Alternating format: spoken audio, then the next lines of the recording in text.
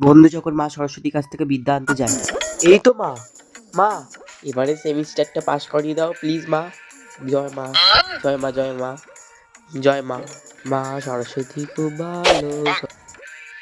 এই হতচ্ছাড়া! হ্যাঁ মা, তুমি? হ্যাঁ রে হতচ্ছাড়া, আমি সারা জীবন ফোন ঘেটে এখন এসেছিস আমার কাছে বই জমা দিতে। দে ফোন জমা দে বলছি, দে। এরকম বলো না মা, ওটা তো নেশা হয়ে গেছে। এবারের মতন ক্ষমা করে দাও, পরের বার থেকে সারাক্ষণ বই নিয়ে বসে থাকবো। জয় মা। সেই ক্লাস 5 থেকে তোর এই এক ডায়লগ শুনতে শুনতে আমি বুড়ি হয়ে যাচ্ছি। ও মা, এবার সত্যি বলছি, আর হবে না। তুই চুপ কর। তুই জানিস আমার হাঁসটা পর্যন্ত এখনো পড়াশোনা করে।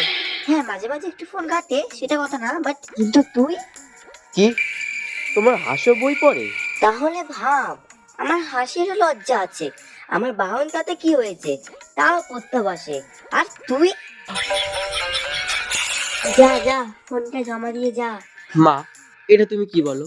ফোন জমা দিলে তো সব বিদ্যা ফোনে চলে যাবে, আর এক্সাম হলে তো ফোন নিয়ে যাওয়া বারণ। তাহলে ফোনটা রেখে বইটা নিয়ে কেন বসিস না, হ্যাঁ?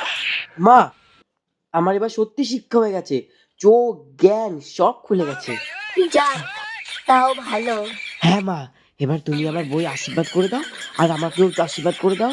আমি এবার পাস করবই করব। হ্যাঁ, আর হ্যাঁ, এখন কোনো জিএফের সাথে ঘুরতে যাও না, এখন বই নিয়ে সোজা পড়তে বসবো। আসি মা, টাটা।